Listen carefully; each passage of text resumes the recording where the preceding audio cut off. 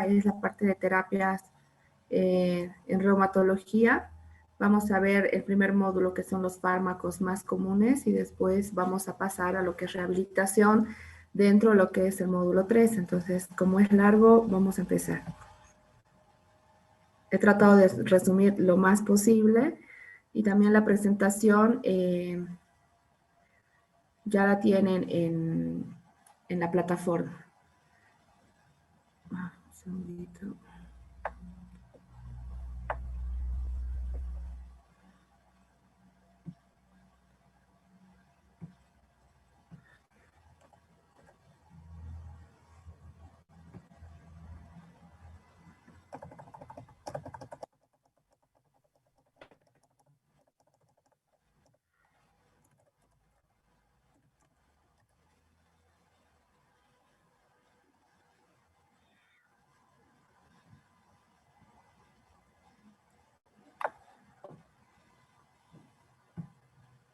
Bien.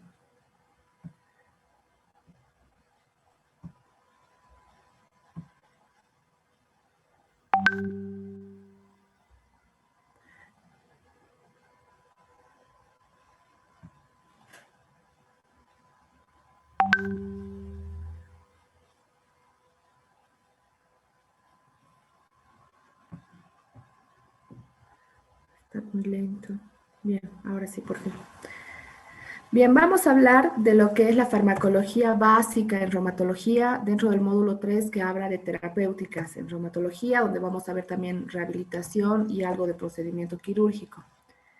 Dentro de lo que son los fármacos utilizados comúnmente en la terapia de los pacientes de reumatología, tenemos varios. Tenemos los analgésicos, los antiinflamatorios, glucocorticoides, las drogas modificadoras de la enfermedad, los DIMARS, o también llamados FARMES, las drogas biológicas, y también tenemos drogas uricosúricas y otras, por ejemplo, para el metabolismo fosfocálcico.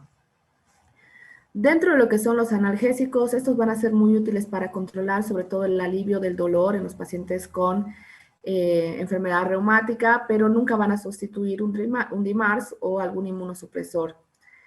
Esta indicación, generalmente el que más se usa es paracetamol y otros como la dipirona y el tramadol. El paracetamol a una dosis máxima de 4 gramos por día, 1 gramo cada 6 horas, que es la dosis tope en la que se puede usar el paracetamol. Su vida media es de 2 a 4 horas y es metabolizado en el hígado y se excreta por vía renal. Entonces, tener mucho cuidado en los pacientes también con falla renal. Dentro de lo que son los fármacos antiinflamatorios, los no esteroideos, la utilidad clínica de la utilización va a ser la analgesis, antipiresis, efectos antiinflamatorios y también efectos en la función plaquetaria. Y tenemos muchos. Esa es la parte más amplia, se podría decir, de los DAINES, donde los vamos a dividir según su clase química en compuestos ácidos, en compuestos no ácidos y en los famosos COXIP. Dentro de lo que son los compuestos ácidos, tenemos al más conocido, al ácido salicílico y éster, como la aspirina. Los ácidos acéticos, como el diclofenac, que es ácido fenilacético. La indometacina, como ácidos carbo e hidroxi y heterocíclicos. Los ácidos propiónicos, dentro de los más conocidos está el ibuprofeno, el ketoprofeno y el naproxeno, también muy usado. Continuando con los compuestos ácidos, tenemos los ácidos nicotínicos, como la clonixina, o ácidos antrinílicos, como el meclofenámico o meclofenamínico, que son los que no se usan mucho en nuestro medio, pero bueno, están dentro de lo que es la clasificación. El ácido enólico, dentro de los más conocidos y más usados, tenemos a los oxicanes, como el piroxicam, el tenoxicam y el meloxicam. Dentro de los compuestos no ácidos vamos a tener a las alcanonas, como la nabometona, que eso sí tenemos en nuestro medio, nimesulida también. Y dentro de lo que son los COXIP, los dos primeros que ya han sido desechados por múltiples efectos adversos, como el rofecoxib, pero que actualmente lo que usamos son el celecoxib, Heterocoxib, Luminacoxib, y también usamos Meloxicam y otros coxib. ¿Cuáles van a ser las funciones de la COX normalmente? Nosotros vamos a tener dos COX, una COX-1 que es constitutiva renal y una COX-2 que es inducible.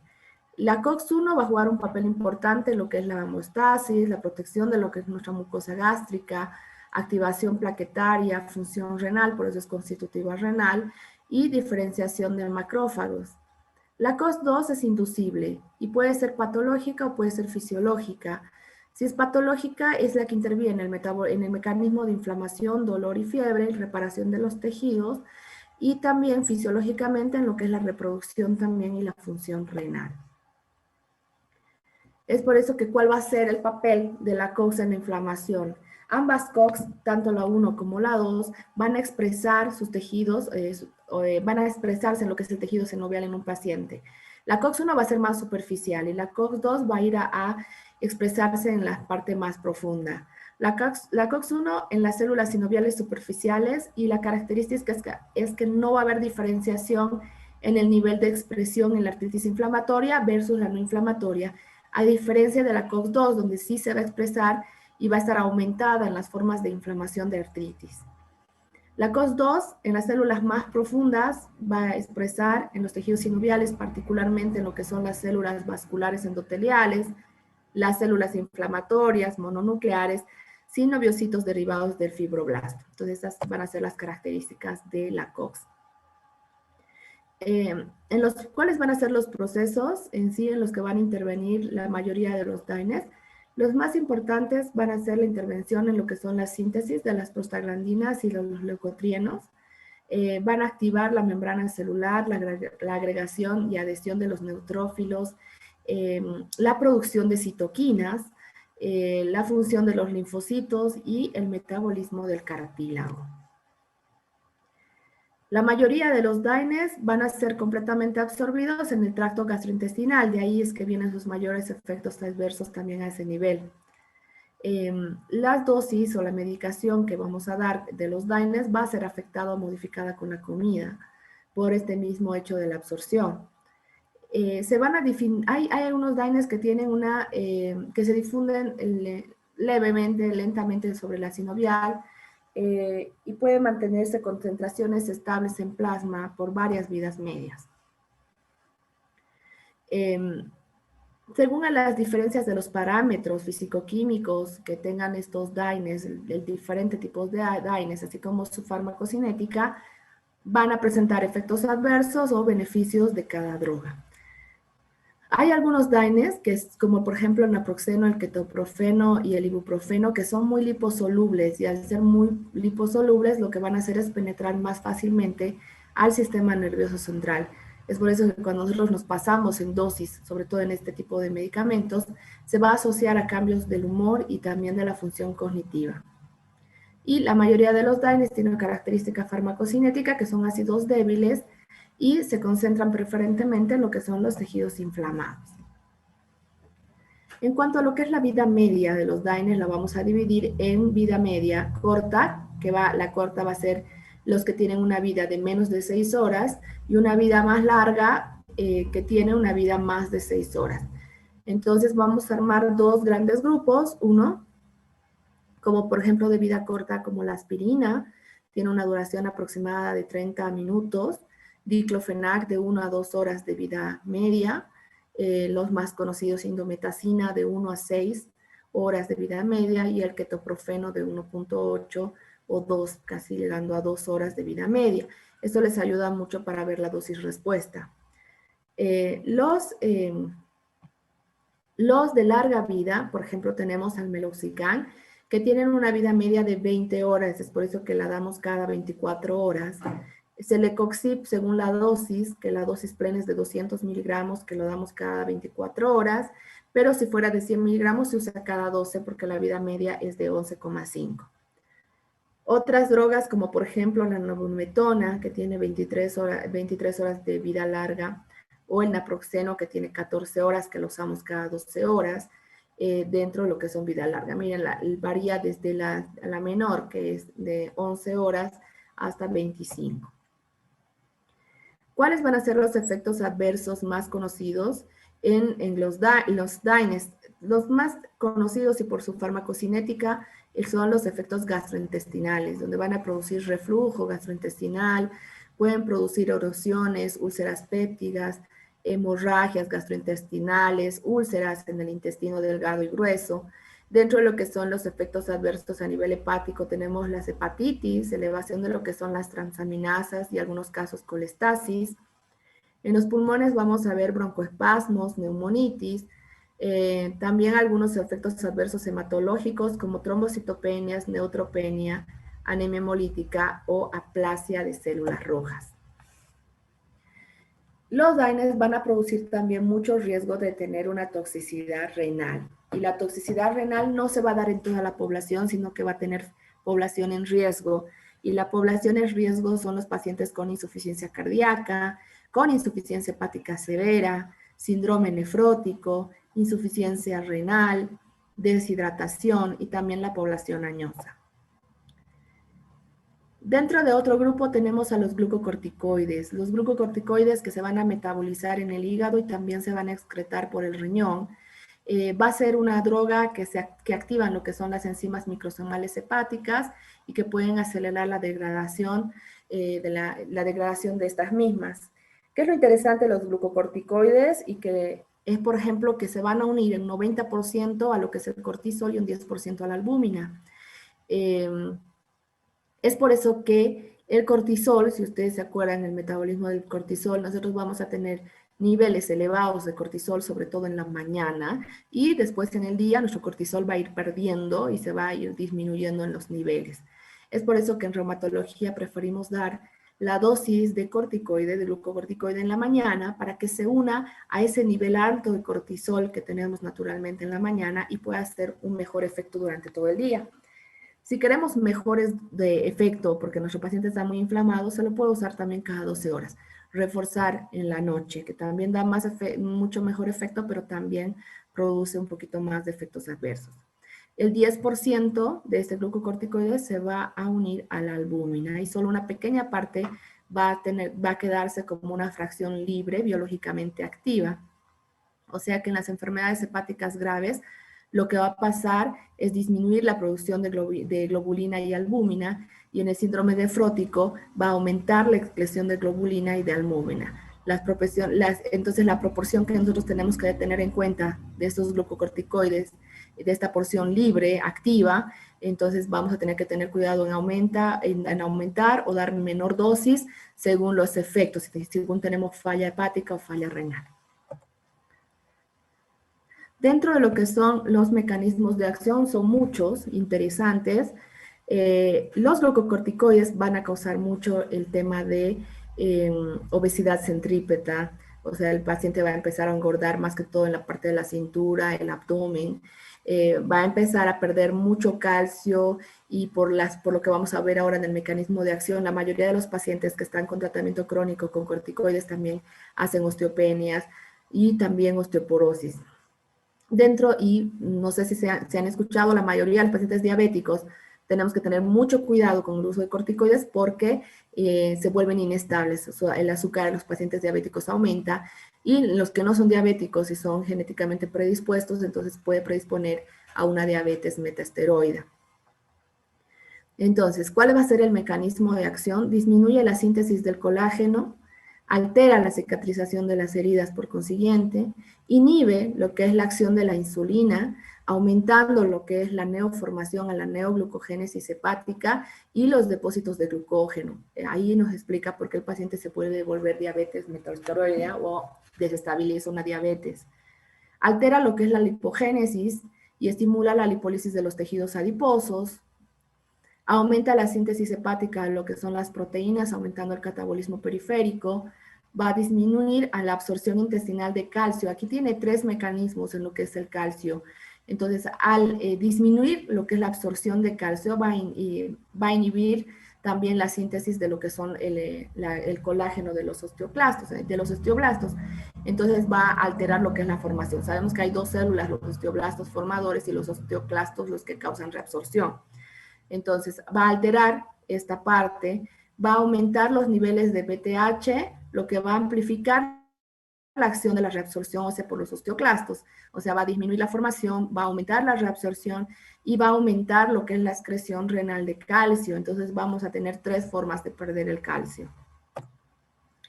Dentro de lo que son las características de los glucocorticoides, vamos a ver lo que es su vida media y su dosis equivalencia.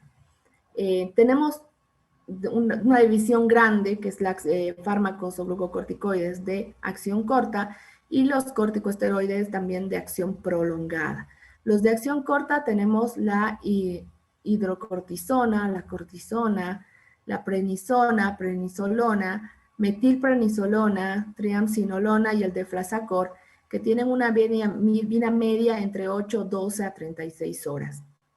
Si hablamos de una vida larga, estamos hablando de 36 a 54 horas, y son 2, la betametasona y la dexametasona. ¿Para qué les sirve eso? Para saber en cuánto tiempo ustedes tienen que poner inyecciones a sus pacientes, por ejemplo, de dexametasona. Si ustedes pinchan a un paciente con dexametasona hoy día, entonces tienen todavía una vida media de 2 días, 48 horas inclusive, para poner la otra dosis. La dosis equivalencia es muy importante, la que está aquí. ¿A qué se refiere la dosis equivalencia? Si ustedes tienen pacientes que están tomando corticoides por vía oral y necesitan pasar a dosis por vía endovenosa, entonces tienen que hacer la equivalencia. Les tienen que decir, si son médicos de atención primaria, seguramente les consultarán y decir, este paciente está tomando prednisona 5 miligramos y yo necesito internarlo y que no coma nada, ¿cuánto le tengo que dar, por ejemplo, de hidrocortisona, que se puede administrar endovenoso, o dexametasona, por ejemplo, para suplir los 5 miligramos? Entonces, ¿qué les está diciendo esta tablita? Que 5 miligramos de prednisona equivale a 0,75 miligramos de dexametasona. Entonces, ustedes hacen ya más o menos cuánto es el cálculo que tienen que dar, cuántos miligramos de dexametasona para llegar a un equivalente de 5 miligramos. O sea, aproximadamente las ampollas vienen de 4 miligramos, harán cada 0,5 equivale, entonces más o menos será prácticamente una ampolla de 4 miligramos o un poquito más que tendrán que dar para llegar a una dosis de 5 miligramos. Lo mismo pasa por el deflazacor. Si yo le quiero cambiar a mi paciente por deflazacor que está con prednisona, le puedo dar 6 a 7,5 miligramos de deflazacor, que equivale a 5 miligramos de prednisona. Para eso es el cuadrito de equivalencias, que la verdad es muy útil para la práctica. Aquí tenemos un ejemplo de lo que son los esquemas de terapia con corticosteroides. Vamos a tener esquemas de administración bioral, que vamos a ver esquemas de administración en una sola dosis, en dosis baja, moderada, en esquemas de fragmentación en 2 dosis de corticoides, esquemas de endovenoso, por ejemplo. ¿Cuáles van a ser su indicación y cuál va a ser su eficacia y sus efectos adversos? Normalmente se prefiere usar dosis única, que como verán no tiene muchos efectos adversos, y dosis única baja, como por ejemplo de 5 a 10 miligramos, que también va a tener una eficacia baja porque es dosis simplemente que lo vamos a usar de mantenimiento. Entonces va a suprimir los síntomas, pero prácticamente es dosis fisiológica. No tendría por qué causarle ningún efecto adverso. Si nosotros necesitamos aumentar la dosis de corticoides, por ejemplo, más de 10 miligramos de prednisona, nos va a ayudar con las manifestaciones de una enfermedad, por ejemplo, leve a moderada, y disminuye algunas reacciones adversas y va a haber menos supresión de la corteza de la glándula suprarrenal. Entonces, tenemos un poquito más de eficacia y también pocos efectos adversos, como que es más seguro, y también se la da en dosis única. Las dosis moderadas a altas, cuando la usamos en dosis única, va a tener pocos efectos adversos y una relativamente buena eficacia. La vamos a usar en enfermedad activa y es efectiva en muchas enfermedades reumáticas, que nos va a ayudar con menos reacciones adversas que en las dosis fraccionadas. Pero hay momentos que nosotros, cuando tengamos también una enfermedad activa que no nos haya respondido a una única dosis moderada, entonces podemos fraccionar la dosis. Va a ser eficaz, al igual que en la dosis única, pero también va a tener más efectos adversos, mucho más eficacia con más efectos adversos. Los minipulsos, que generalmente no lo utilizamos, pero se puede llegar de 100 a 200 miligramos de prednisona, que lo podemos usar por 3 días para un control rápido de la enfermedad grave, por ejemplo, va a tener muy buena eficacia y también un poco menos de efectos adversos porque solamente lo vamos a usar 3 días. Y dentro de lo que es la parenteral tenemos los famosos pulsos intravenosos de metilprednisolona, que están muy indicados, especialmente indicados en enfermedad grave que compromete la vida o los órganos vitales. Cuando nosotros necesitamos controlar rápidamente la enfermedad, va a permitir disminuir dosis de mantenimiento también de lo que es dosis altas de corticoides. Pacientes que tienen, por ejemplo, hemorragia alveolar, que ya tienen daño de convulsiones por compromiso neurológico, o pacientes que tienen falla renal, ya con glomerulonefritis en la parte de lo que es lupus, pacientes con vasculitis con mucho compromiso cutáneo, pacientes con compromiso hematológico, leucopenias, trombocitopenias severas. Entonces ahí nosotros tenemos que ir a entrar con lo que son los pulsos, anemias hemolíticas, por ejemplo, también.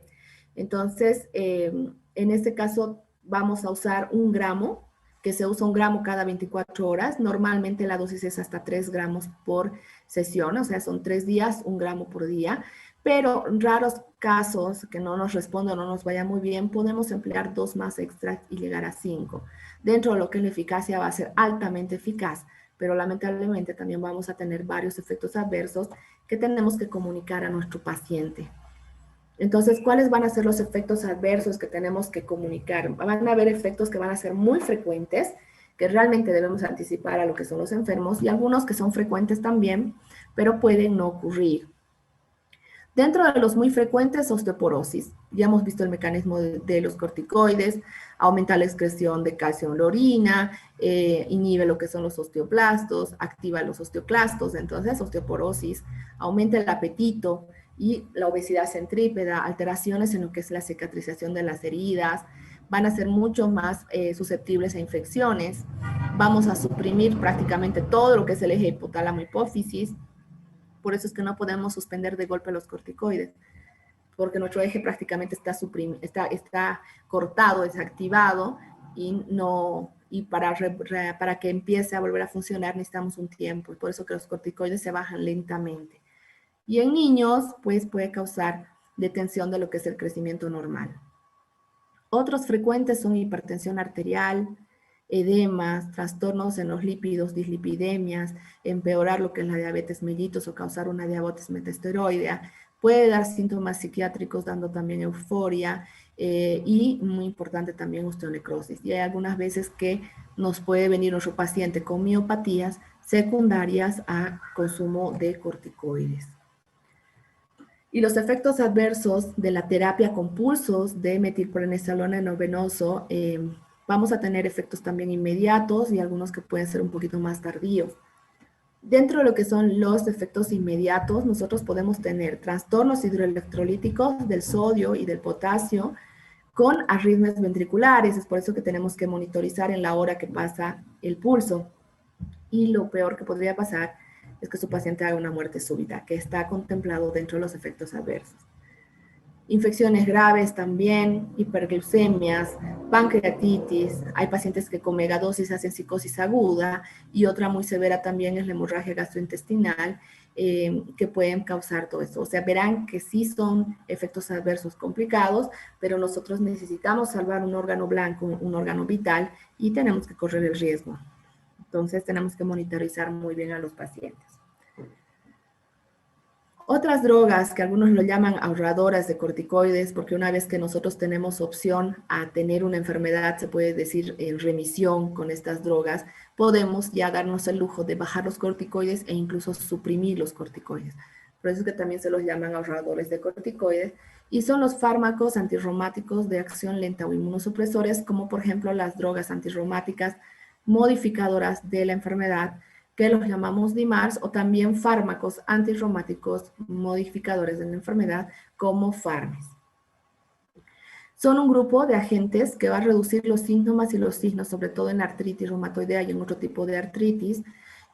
Son drogas antirreumáticas que se van a ser usadas en lo que es la terapia de las enfermedades articulares inflamatorias, y lo que nos va a ayudar bastante es prevenir o retardar el daño radiológico.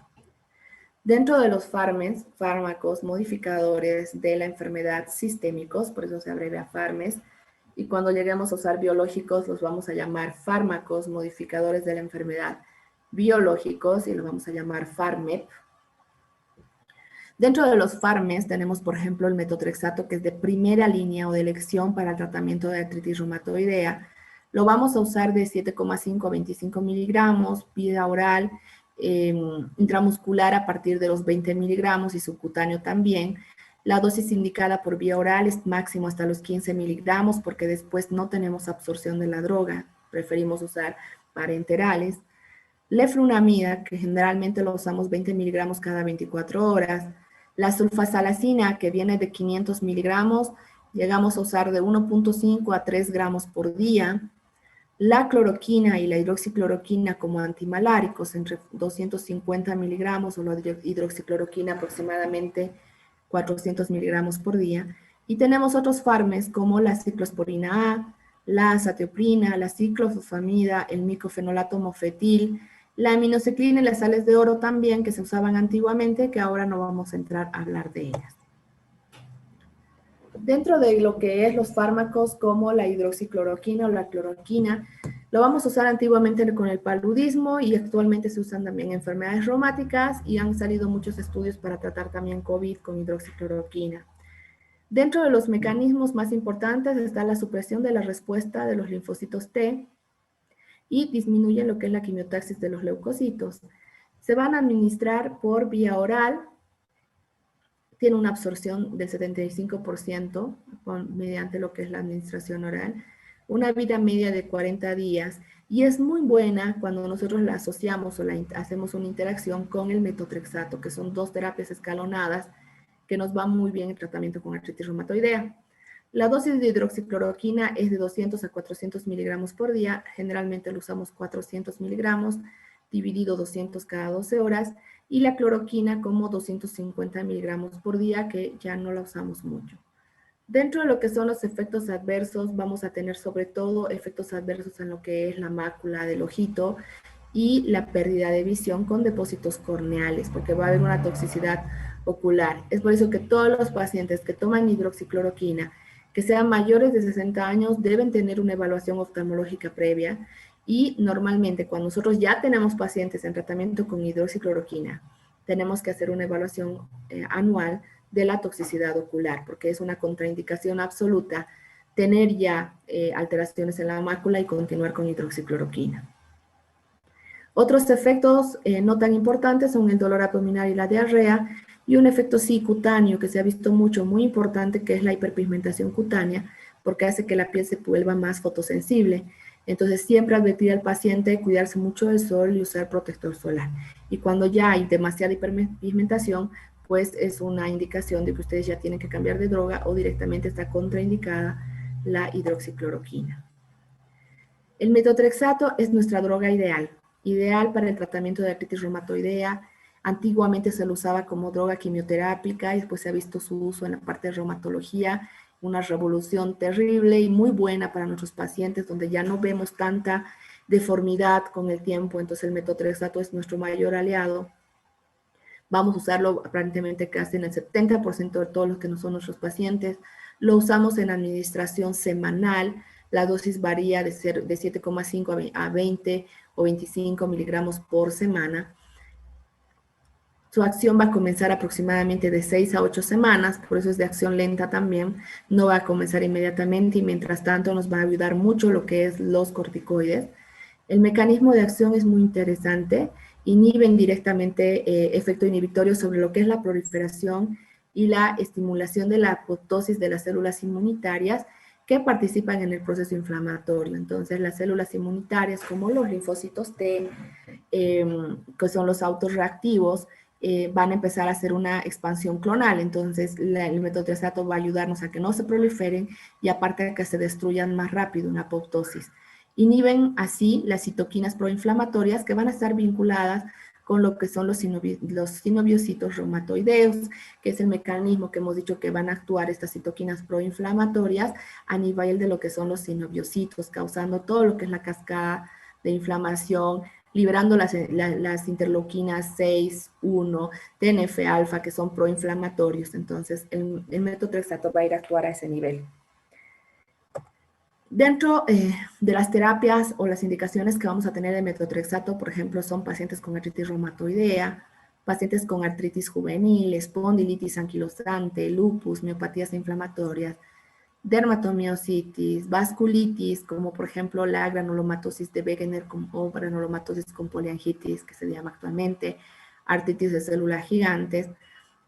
Y dentro de lo que son los efectos adversos, está totalmente contraindicada en pacientes que están embarazadas por su nivel teratogénico.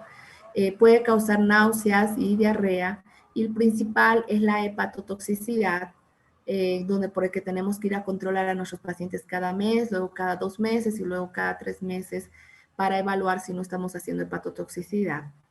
También puede causar a veces infrecuentemente toxicidad en médula ósea o en pulmón con neumonitis. Si nosotros tenemos contraindicación para usar el metotrexato, podemos usar este de segunda línea, que es la leflunomida. La leflunomida, que es muy eficaz cuando también se asocia el metotrexato en artritis reumatoidea, y se ha demostrado también eficacia asociada con hidroxicloroquina o leflunomida sola en artritis reumatoidea. Lo que va a hacer es inhibir el daño óseo, y el mecanismo de acción va a ser que llega a la disminución de la síntesis también y la detección de las células estimuladoras y la proliferación de las células T y la proliferación y la producción de los autoanticuerpos de células B, los famosos autoanticuerpos. Entonces, al tener un linfocito T que se empieza a proliferar, que es autorreactivo, este linfocito T lo que hace es presentar a su péptido, a su autoanticuerpo, a las células, no a su autoanticuerpo, a su péptido propio, por eso es autorreactivo, a las células B. Y las células B son las que van a producir las inmunoglobulinas o los anticuerpos. Y en este caso va a producir anticuerpos, pero contra nosotros mismos, o sea, por eso se llama autoanticuerpos. Y lo que hacen estas drogas es inhibir esta producción de los autoanticuerpos y inhibir un poco lo que es la proliferación de las células T.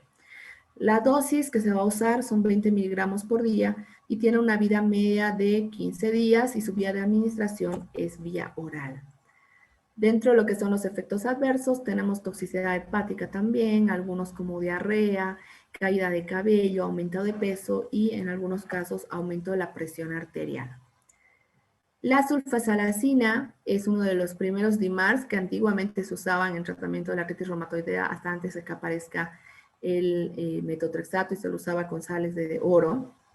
Lo que va a hacer es que nos disminuye la enfermedad, el daño radiológico sobre todo. Se va a usar mucho también en artritis crónica juvenil y espondilitis anquilosante. Actualmente no lo usamos mucho para artritis reumatoidea, a no ser que usemos con una terapia escalonada combinada con metotrexato o leflunomida. La indicación en la que más usamos es en espondilitis anquilosante o en algunas seronegativas. ¿Cuál va a ser el mecanismo de acción? También, miren, inhibe la proliferación de lo que son las células B.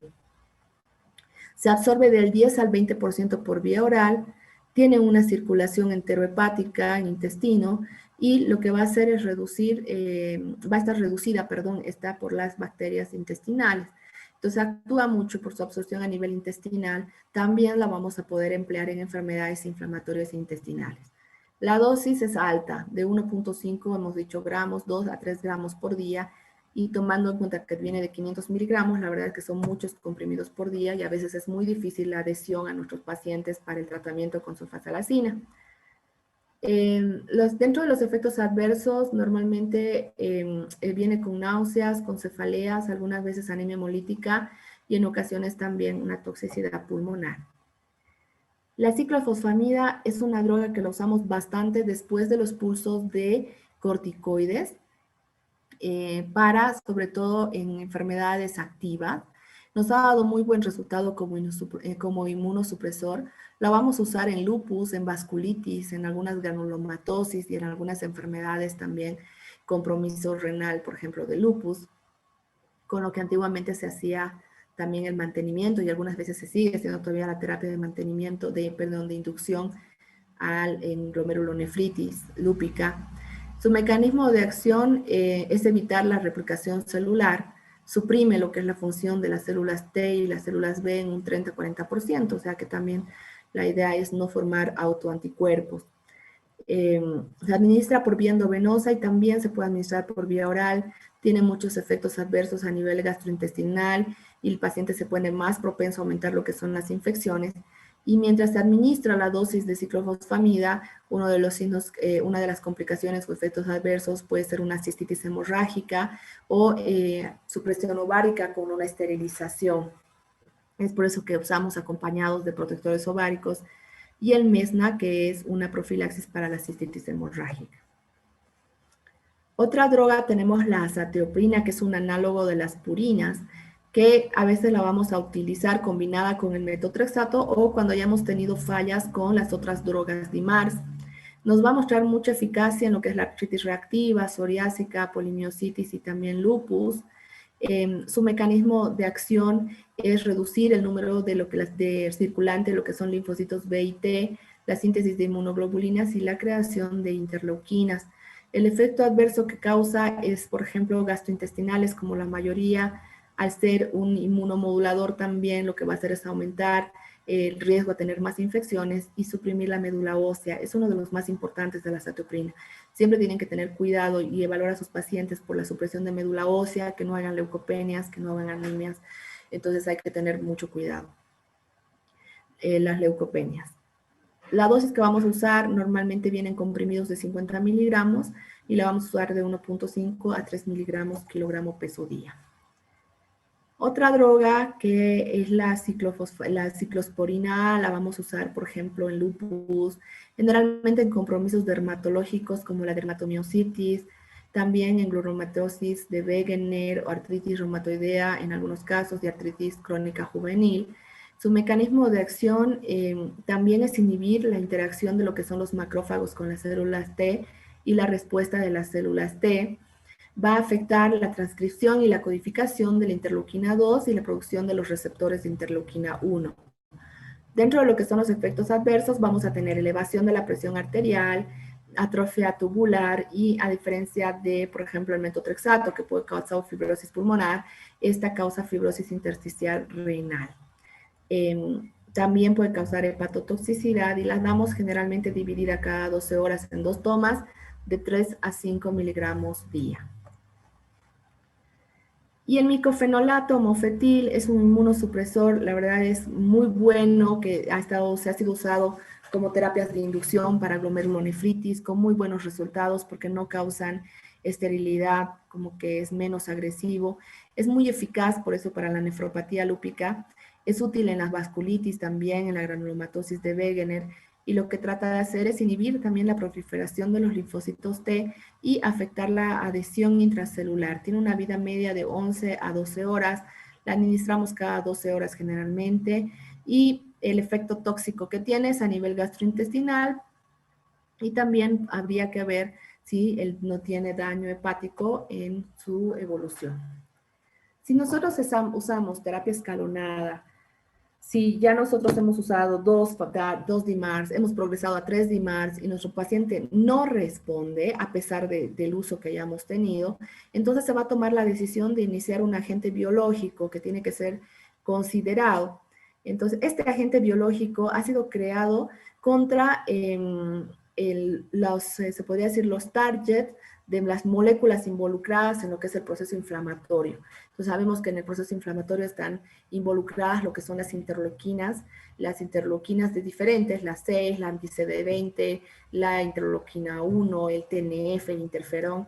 Entonces se ha estudiado todo lo que son las moléculas involucradas en lo que es el proceso inflamatorio y se han creado targets de tratamiento dirigidos contra esos. Y ahí nacen lo que son los biológicos.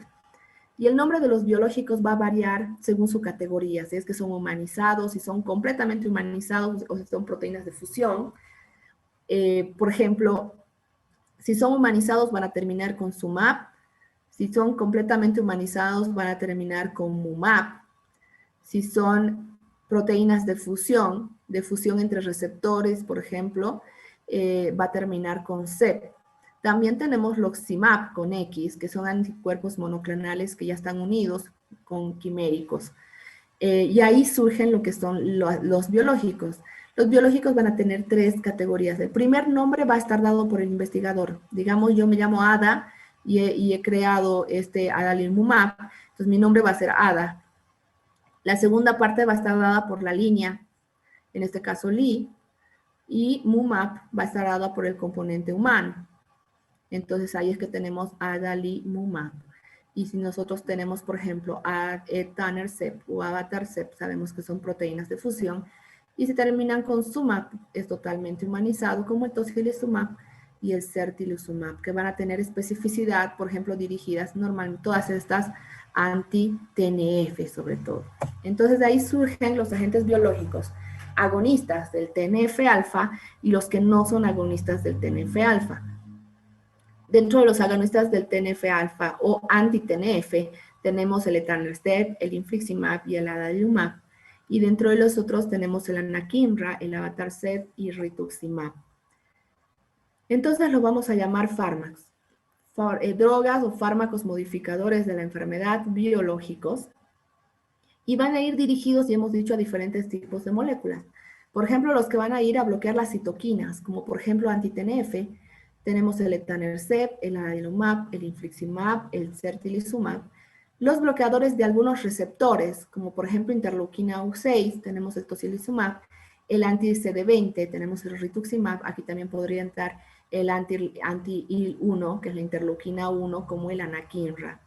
Tenemos inhibidores de las moléculas de coestimulación, como por ejemplo el avatarcept, que les he traído solamente nombres porque la verdad es sumamente amplio lo que es la parte de los biológicos, más que todo para que sepan que hay biológicos que son originales, como los que ya acabamos de ver, y se han estudiado o siguen todavía los fabricantes estudiando nuevas líneas celulares a los que se han llamado biosimilares, que van a escuchar mucho de biosimilares, que todavía están en algunos estudios.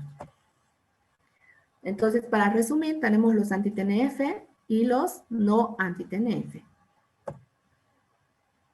Dentro de otros fármacos que vamos a usar, tenemos los fármacos hipouricemiantes en pacientes con gota, sobre todo, y que lo vamos a dividir en dos, en fármacos inhibidores de la xantinoxidasa, los fármacos uricosúricos y fármacos uricolíticos. Cada quien tiene determinada acción. Dentro de los fármacos de los inhibidores de la xantinoxidasa tenemos el alopurinol. El alopurinol va a ser un sustrato competitivo, va a competir con las xantinoxidasas y va a favorecer la dilución o de la precipitación de los niveles de ácido úrico. La vida media es de 1 a 2 horas, tiene una eliminación metabólica renal, por ejemplo, y tiene 80% de biodisponibilidad por vía oral.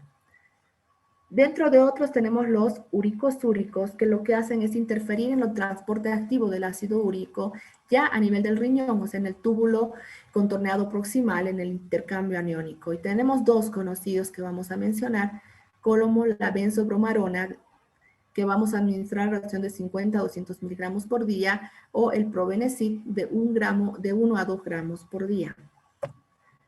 Tenemos los uricolíticos, que el objetivo del uricolítico es ayudar que el ácido úrico se convierta o se transforme en alantoína para ser más fácilmente eliminado por la orina. Esta conocemos al rasburicasa, que es lo que va a hacer la acción que va a acelerar la conversión del ácido úrico en alantoína y va a eliminarse más rápidamente por la orina. Tiene una vida media de 19 horas y también nos va a ayudar para prevenir, por ejemplo, la insuficiencia renal en pacientes con neoplasias o tumores también. Y para finalizar, tenemos otro tratamiento de enfermedades, de otros tipos de enfermedades óseas, como por ejemplo la osteoporosis. La osteoporosis que va a ser causada por un déficit de alimentación en calcio, por un consumo crónico tal vez de corticoides o simplemente por megadosis de antiácidos o omeprazoles que dejan que no se absorba el calcio en el intestino. Para eso vamos a tener terapias como por ejemplo no solamente medidas no farmacológicas como dieta, ejercicios y abstención del tabaco, sino las drogas o los fármacos antirreabsortivos que han debido escuchar.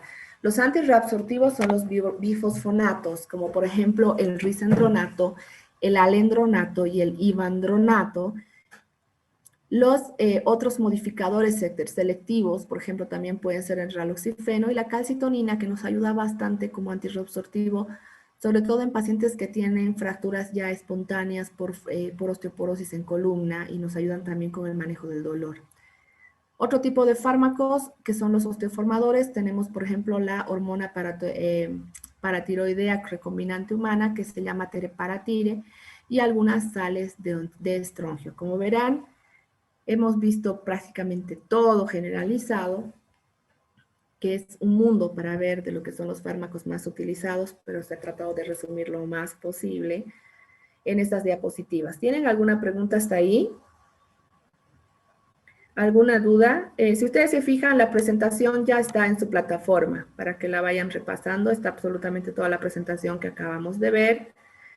Y ya terminando el módulo 3, nos faltaría ver dos cosas más, que es el tratamiento quirúrgico y el de rehabilitación, que voy a intentarlo hacerlo los dos en la próxima clase porque estamos retrasados todavía en la materia.